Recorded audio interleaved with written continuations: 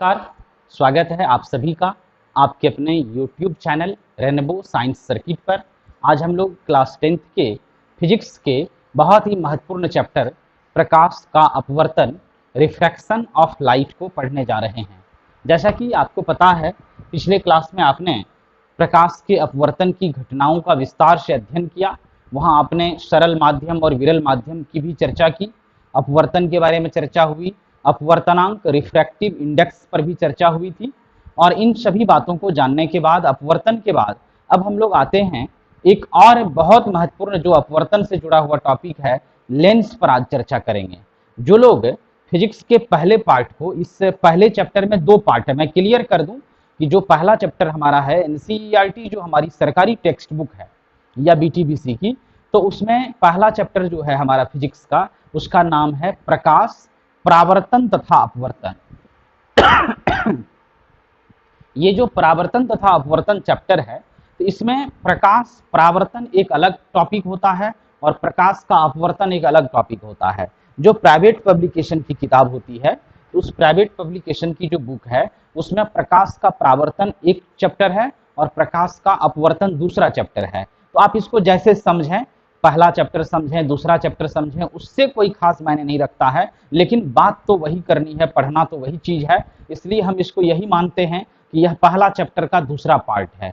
और मैं फिर एक चीज आपको वीडियो के माध्यम से ही बता देता हूं कि जिन लोगों का परावर्तन छूट गया है, बहुत जल्दी हम थोड़ा सा टाइम को एडजस्ट करते हैं और टाइम एडजस्ट करने के बाद उसका भी अलग से वीडियो बना करके आपको दे दिया जाएगा, यूट्यूब पर अपलोड कर दिया जाएगा। तो जिनका भी पहला चैप्टर का पहला पार्ट जो प्रकाश का परावर्तन छूटा हुआ है, आप इंतजार कीजिए, बहुत जल्द उसका वीडियो अपलोड किया जाएगा। चलिए तो आते हैं हम आज के टॉपिक पर। तो आज हम लोग इस प्रकाश के अपवर्तन से जुड़ा हुआ एक बहुत महत्वपूर्ण टॉपिक है लेंस, उसकी चर्चा करने जा रहे हैं। जो लोग पहला पार्ट इसका पढ़े हैं परावर्तन, तो आप देखे होंगे परावर्तन के बाद दर्पण की चर्चा हुई थी, क्योंकि परावर्तन दर्पण में होता है।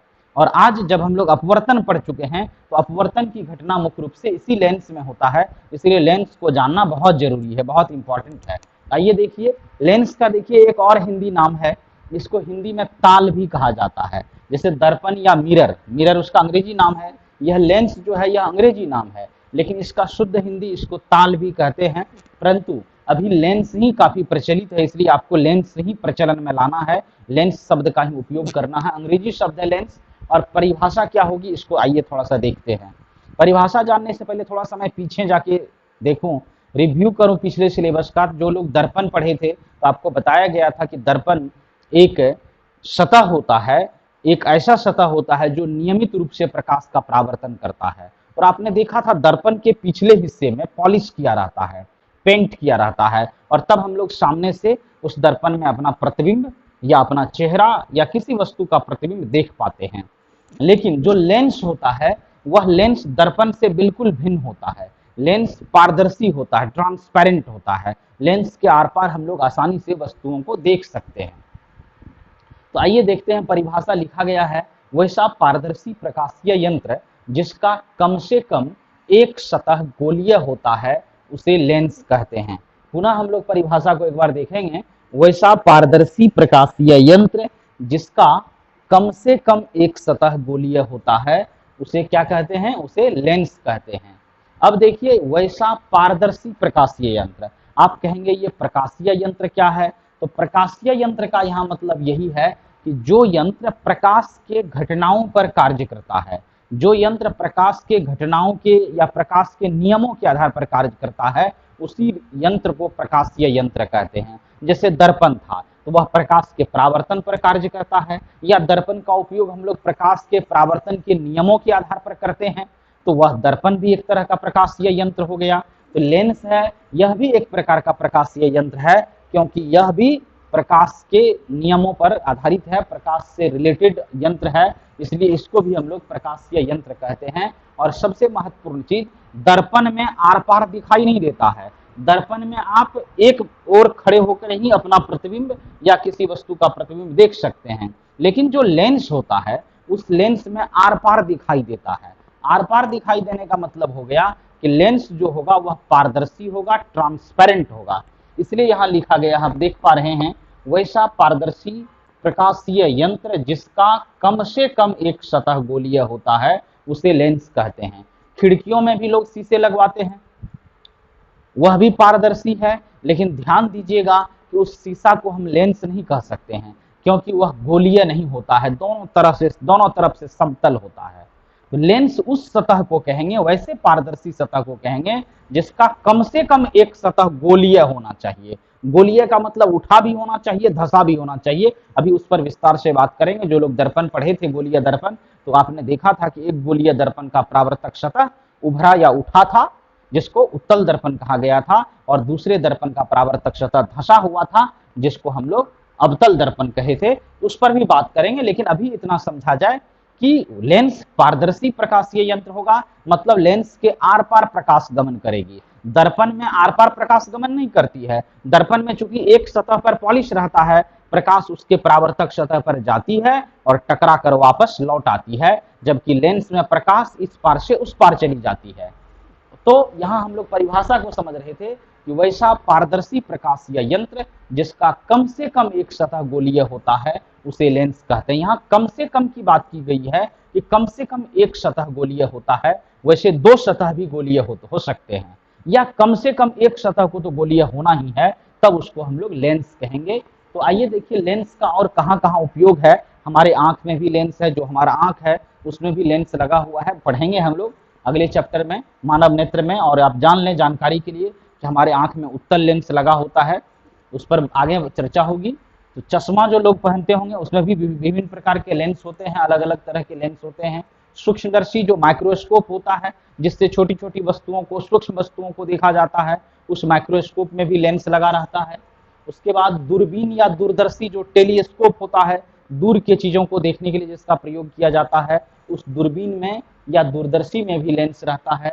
फोटोग्राफिक कैमरे, जो फोटो खींचने वाला कैमरा होता है, उस कैमरा में भी लेंस रहता, अगले हिस्से में आपने देखा होगा, वो फोटोग्राफिक कैमरे में भी लेंस होता। प्रोजेक्टर, जिसके द्वारा आप कोई प्रोग्राम, जो डिजिटल प्रोग्राम होता या सिनेमा, ये सब को दिखाया जाता प्रोजेक्टर के माध्यम से, उस प्रोजेक्टर में भी लेंस लगा रहता है। और ये सब ढेर सारे ऐसे विज्ञान के नए नए आविष्कार है, नई नई खोज है जिसमें लेंस का प्रयोग किया जाता है।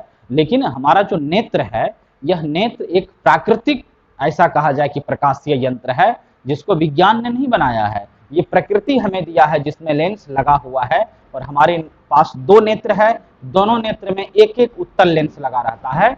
तो इस नेत्र के बारे में और इसके लेंस के बारे में आपको हम विस्तार से अगले चैप्टर फिजिक्स में जब आएंगे तो उसको वहां विस्तार से चर्चा करेंगे, जिस चैप्टर का नाम है मानव नेत्र तथा रंग बिरंगा संसार, human I and colourful world. जब वहां जाएंगे तो आपको नेत्र के बारे में खूब विस्तार से बताएंगे।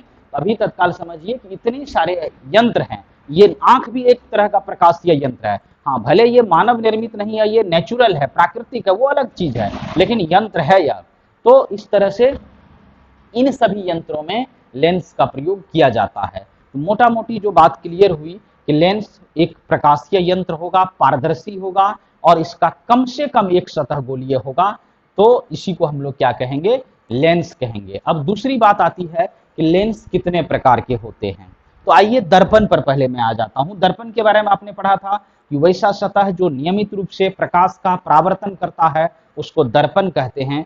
तो लेंस के बारे में हम लोग कहते हैं कि जो लेंस होगा वह प्रकाश का अपवर्तन करेगा। दर्पण परावर्तन करता था, लेंस क्या करेगा, अपवर्तन करेगा। एक बात। दूसरी बात कि लेंस में समतल लेंस नहीं हो सकता है, क्योंकि समतल लेंस होने का मतलब दोनों सतह जब समतल होगा तो उसको हम लेंस कहेंगे ही नहीं, क्योंकि लेंस की परिभाषा ही है कि वैसा पारदर्शी प्रकाशीय यंत्र जिसका कम से कम एक सतह गोलीय होगा। तो जब तक एक सतह गोलीय नहीं होगा तब तक आप उसको लेंस नहीं कह सकते। इसलिए ध्यान दीजिएगा कि लेंस जब भी होगा तो उसका एक सतह क्या होगा, गोलीय होगा।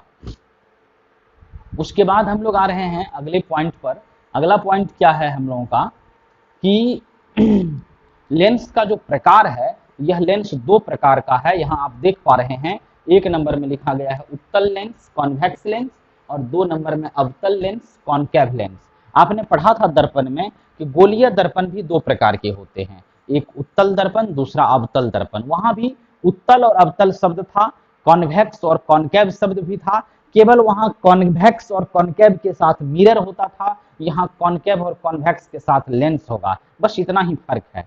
एक बहुत फास्ट टेक्निक, मैं इसको ट्रिक नहीं कह सकता हूँ, कहने में थोड़ा सा उचित नहीं बैठता है, मैं कोई ट्रिक देने वाला आदमी हूँ नहीं, बस एक टेक्निक है जिसके सहारे आप एक बहुत बड़ा कंफ्यूजन को दूर कर सकते हैं। हमने अपने रेगुलर क्लास में बताया भी था आपको कि बहुत लोगों को याद है कि उत्तल भी याद है, अवतल भी याद है, कॉन्वेक्स भी याद है, कॉनकेव भी याद है। हम मिस कहाँ कर जाते हैं कि कुछ दिनों के बाद जब चर्चा होगी कि उत्तल लेंस का अंग्रेजी क्या होगा, तो उत्तल लेंस का कोई कहेगा कॉन्वेक्स लेंस, कोई कहेगा कॉनकेव लेंस।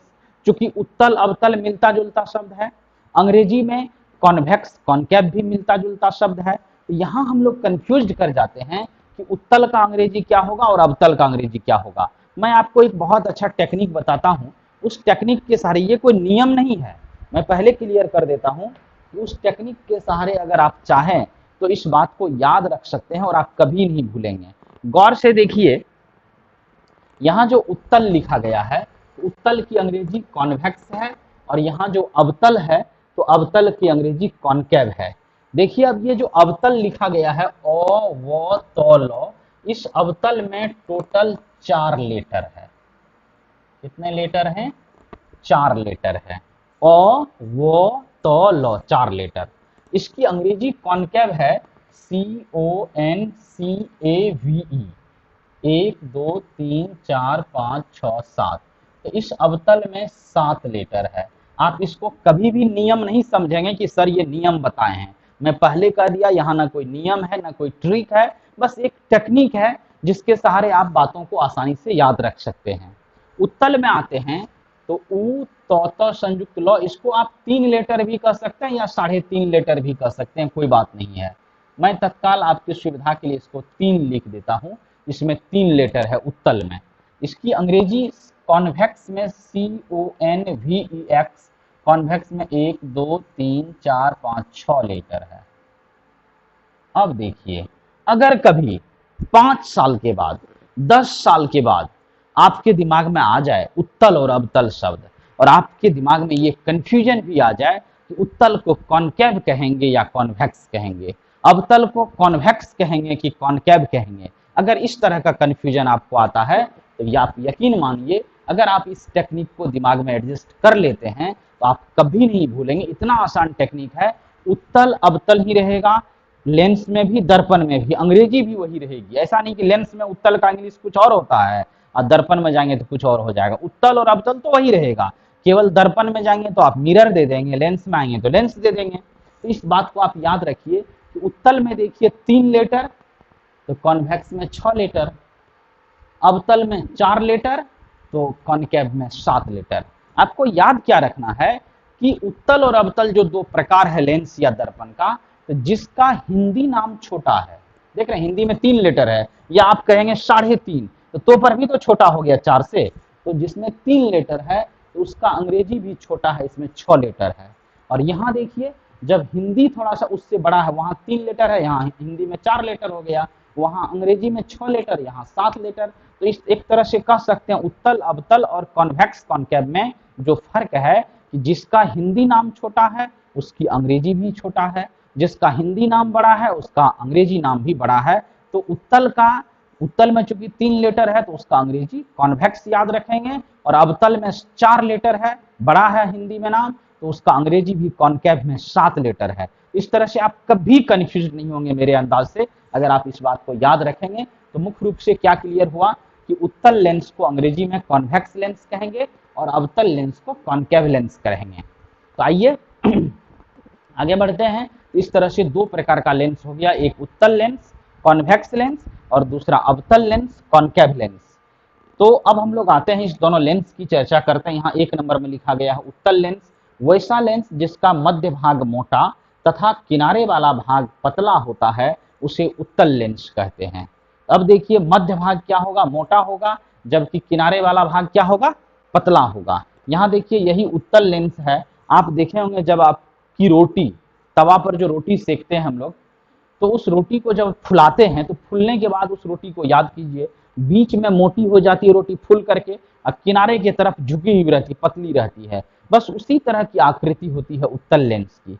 तो वैसा लेंस जिसका मध्य भाग, मध्य का मतलब बीच, बीच का भाग मोटा होगा और किनारे के भाग में पतला रहेगा, उसी को हम लोग उत्तल लेंस कहेंगे। एक तरह से कह सकते हैं कि मध्य में बीच में उठा हुआ रहेगा और किनारे की तरफ धसा हुआ रहेगा, उसको उत्तल लेंस कहेंगे। वैसे उत्तल लेंस को उसके आकार, शेप के आधार पर 3 भागों में बांट दिया गया है, और ऊपर के कक्षाओं में इसकी आवश्यकता होगी, इसलिए हमने यहाँ तीनों का चित्र बना करके, डायग्राम बना करके आपको समझा दिया है। डायग्राम बनाते समय एक चीज और आप लोग ध्यान रखेंगे, पहले भी मैं शायद इस बात का जिक्र कर चुका हूँ पहले चैप्टर में, कि जब भी हम डायग्राम बनावे तो आप पेंसिल से बनावे। जो पेंसिल होती है हमारी, उस पेंसिल और स्केल की सहायता से साफ साफ डायग्राम बनाइए। और अगर पेंसिल से बनाने का बेनिफिट क्या होता है, अगर कहीं आपके डायग्राम में कुछ प्रॉब्लम आ जाए बनाते समय, कहीं कुछ मिस्टेक हो जाती है, तो आप उसको इरेजर से इरेज कर दें, मिटा दें, और फिर फ्रेश डायग्राम बनाएं। जबकि आप पेन से बनाएंगे तो फिर वो मिटेगा नहीं, बहुत परेशानी होगी। इसलिए जब भी आप डायग्राम बनाइए तो पेंसिल और स्केल अवश्य रखिए अपने पास, उसके सहायता से बनाइए। तो देखिए उत्तल लेंस का यहाँ जो 3 प्रकार हो गया।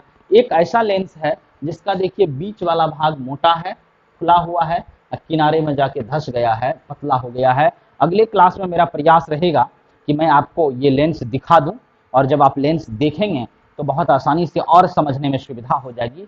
ये इसका देखिए दोनों सतह, इधर भी गोलीय है, इधर भी गोलीय है, दोनों सतह गोलीय है, और बीच में फुला हुआ है, मोटा है, उभरा है, और किनारे की तरफ धस गया, इसलिए इसको उत्तल लेंस कहते हैं। क्योंकि दोनों सतह उत्तल की तरह उठा हुआ है, इसलिए इसको उभय जोड़ उत्तल, उभय का मतलब होता है दोनों। आपने नाम सुना होगा उभयनिष्ठ, नाम सुने होंगे उभयचर, उभयनिष्ठ गणित में बनाते होंगे, जो दोनों में शामिल हो। उभयचर जो जल और स्थल दोनों जगह पर हो, एम्फीबिया जिसको कहा जाता है, इसलिए इसका नाम उभय जोड़ उत्तल, तो ये बन गया उभयोत्तल। अंग्रेजी में इसको कॉन्वेक्स लेंस या बाई कॉन्वेक्स लेंस भी कहते हैं।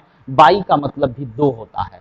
फिर इधर आइए, इसमें देखिए एक सतह समतल है पूरा, और दूसरा सतह उत्तल की तरह देखिए उठा हुआ है। एक सतह समतल और दूसरा उत्तल की तरह उठा हुआ है, तो समतल जोड़ उत्तल, समतल ये समतल और दूसरा उत्तल, तो समतलो उत्तल लेंस हो गया। अंग्रेजी में प्लेनो कॉन्वेक्स लेंस इसको कहा जाता है। फिर तीसरे पर अगर आते हैं, तीसरे लेंस पर देखिए ये अवतल की तरह धस गया है, और ये सतह इधर से देखेंगे तो उत्तल की तरह उठा हुआ है, तो ये अवतल, ये उत्तल, तो अवतल जोड़ उत्तल, तो अवतलो उत्तल लेंस।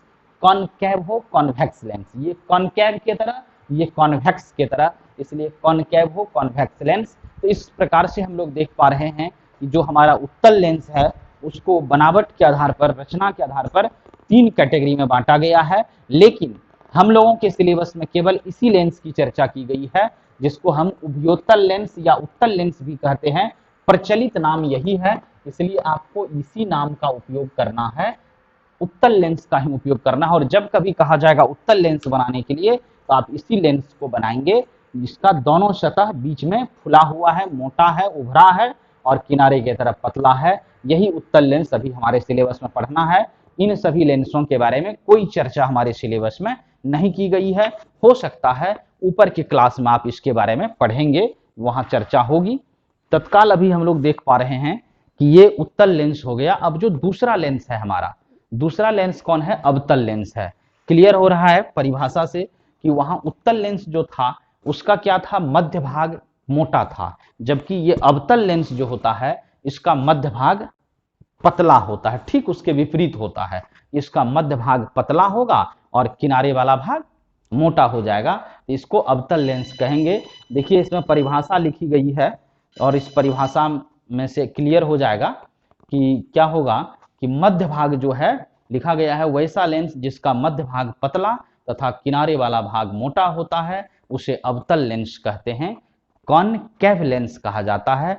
ठीक उसमें था मध्य भाग मोटा, किनारे वाला भाग पतला, जबकि इसमें क्या हो गया कि मध्य भाग पतला हो गया, किनारे वाला भाग मोटा हो गया, इसको हम लोग अवतल लेंस कहेंगे। फिर अवतल लेंस में भी देखिए 3 प्रकार हो गया। बीच में इसका पतला है, तो ये दोनों सतह अवतल की तरह है, इसलिए इसको अवतल लेंस या उभय जोड़ अवतल। वहां था उभय जोड़ उत्तल, उभयोत्तल, यहाँ उभय जोड़ अवतल, उभिया अवतल लेंस।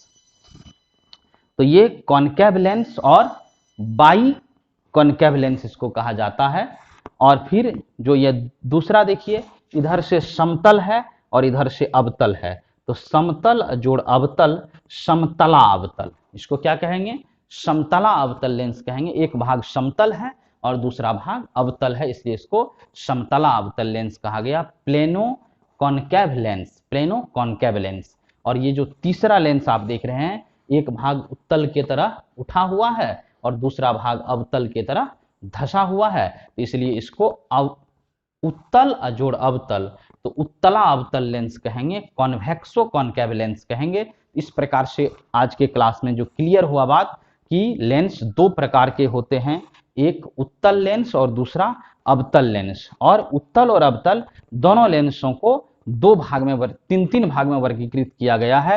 यहाँ आप ध्यान देंगे, अगर आपको अवतल लेंस पूछा जाता है तो इसी लेंस का उपयोग हमारे सिलेबस में होगा। ये सभी लेंस ऊपर के कक्षाओं में इसकी चर्चा की जाएगी। तो इस प्रकार से आज के क्लास में हम लोग मुख्य रूप से लेंस के बारे में जाने, फिर उस लेंस के प्रकार को समझे, लेंस को जानने का प्रयास किए। अगले क्लास में जब हम लोग मिलेंगे तो वहां पर आपको बताया जाएगा कि लेंस के जो परिभाषाएं होती है, लेंस से रिलेटेड परिभाषाओं पर चर्चा करेंगे।